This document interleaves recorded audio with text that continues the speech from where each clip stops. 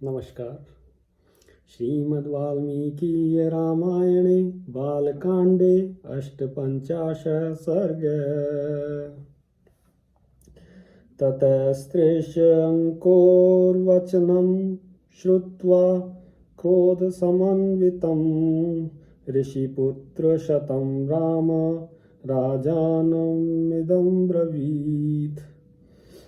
प्रत्याख्यातोऽसि दुर्मेधो गुरुणा सत्यवादिना तं कथं समतिक्रम्य शाखान्तरमुपेयिवान्।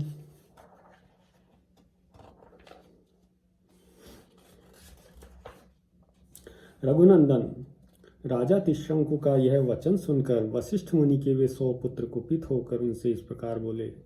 दुर्बुद्धे, तुम्हारे सत्यवादी गुरु ने जब तुम्हें मना कर दिया है, तब तुमने उनका उल्लंघन करके दूसरी शाखा का आश्रय कैसे लिया? इक्ष्वाकूणां हि सर्वेषां पुरोधा परमा गतिः न चातिक्रमितुं शक्यं वचनं सत्यवादिनः।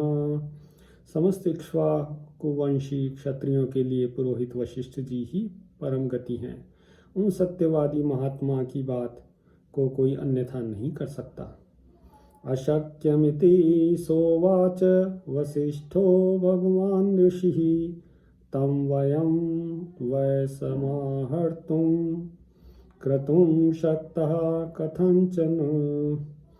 जिस यज्ञ कर्म को उन भगवान वशिष्ठ मुनि ने असंभव बताया है, उसे हम लोग कैसे कर सकते हैं?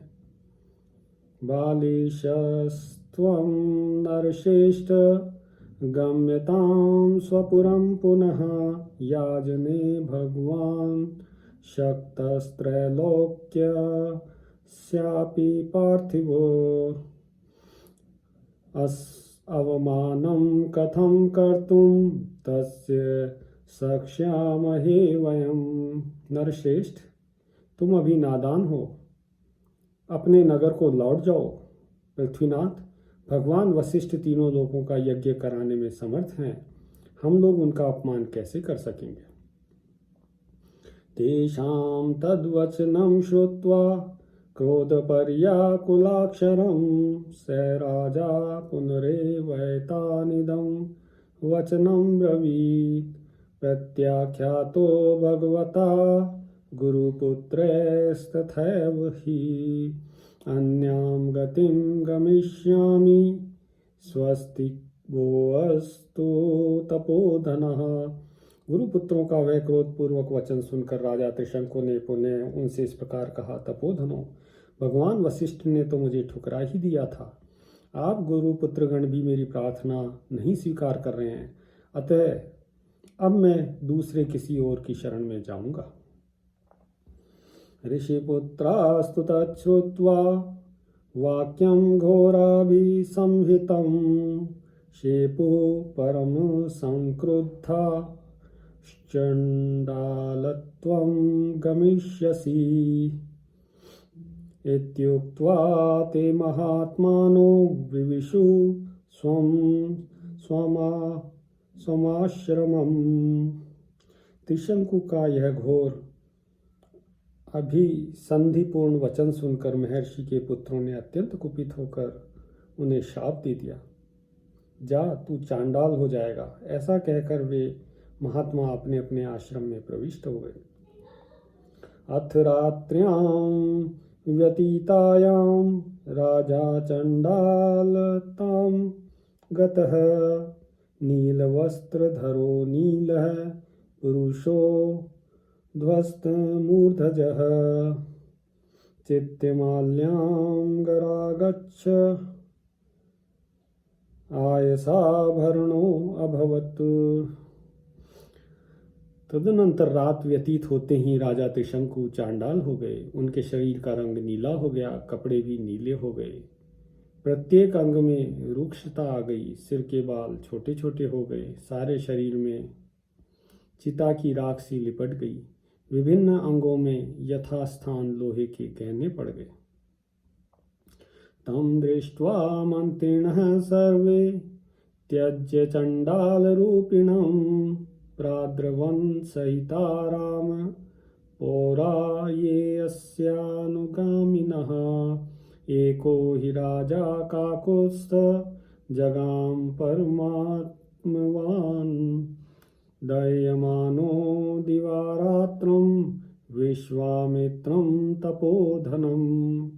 श्री राम अपने राजा को चांडाल रूप में देखकर सब मंत्री और पूर्ववासी जो उनके साथ आए थे उन्हें छोड़कर भाग गए। ककुत्स नंदन वे धीर स्वभाव नरेश दिन रात चिंता की आग में जलने लगे और अकेले ही तपोधन विश्वामित्र की शरण में गए। विश्वामित्रस्तु तं दृष्ट्वा राजानं विफलीकृतं चण्डालरूपिणं राम मुनिकारुण्यमागतः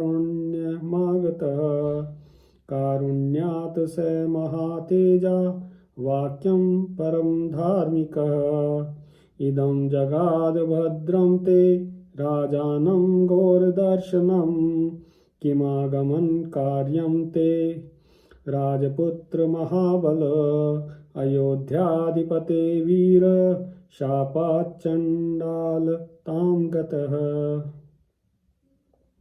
श्री राम विश्वामित्र ने देखा राजा का जीवन निष्फल हो गया है।